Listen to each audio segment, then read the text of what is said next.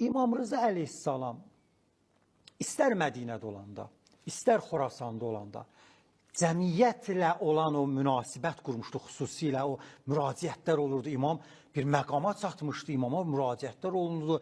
İmam elmi məclislərdə olurdu, imam ictimai yerlərdə olurdu.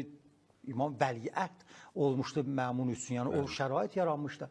Hamı görürdü bu kişi ilahi nə mehribandır, nə mehriban adamdır.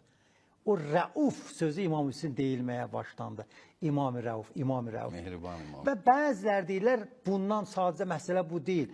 İmamın şəhadətindən sonra zairlərin imamdan o aldıqları, gedib imamın ziyarətini edib, şəfa tapmaları, İmam Rıza əleyhissalama dua edərək problemlərini həll etmələri cəmaat tərəfindən də nə mehriban imamdır. O Rəuf adını imama verdilər və o da göstərir ki, imamlar da orada nə qədər mehriban olublar. Qoy bunu da deyim, elə Zamin-i Ahu ki deyirlər ha, o da onun mehribanlığın bir nümunəsidir. Ceyranı ofçu qatır, ceyran sığınır imama, imam alır qucağına, ofçiya deyir bundan işin olmasın. O geniş bir hekayə.